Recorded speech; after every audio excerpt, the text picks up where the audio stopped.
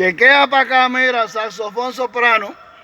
Precioso, mira, está nuevo de paquete, un Selmer R54. Suena muy bien los instrumentos, muy bien suenan. Voy a tratar la melodía de ópera que te he prometido con todos los instrumentos de viento, ¿ok? La voy a tratar.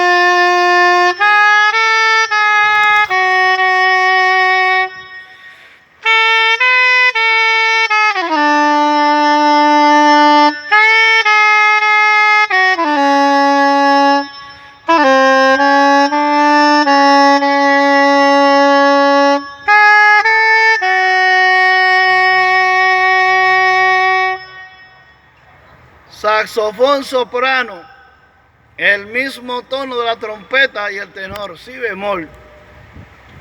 Ahí te he pagado la melodía, ¿viste? Quise mostrártelo para mostrarte el sonido que tengo y el talento, para cuando te hable de música, de medicina natural, consejos y algún mensaje espiritual, me hagas caso.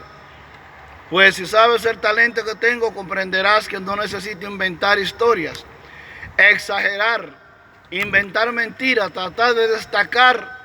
Con el talento que tengo me es suficiente. Cuando te comunique algo espiritual es porque lo he analizado y sé que es lógico, que es coherente y que es la verdad. Por eso te he mostrado mi talento. Nada de presumir. Lo que yo soy, el talento que tengo, es porque no nací para presumir. Porque en la vida, verdaderamente, no es asunto de presumir. O eres o no eres.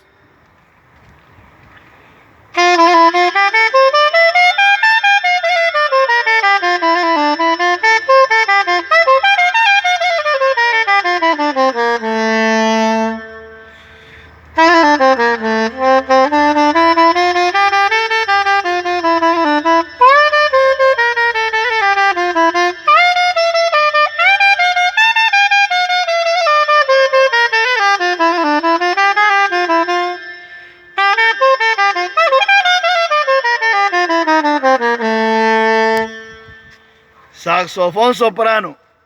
Cualquier cosa, pregunta, déjame en la caja de comentarios que yo te puedo contestar, ¿ok? Y ayudo hasta donde puedo.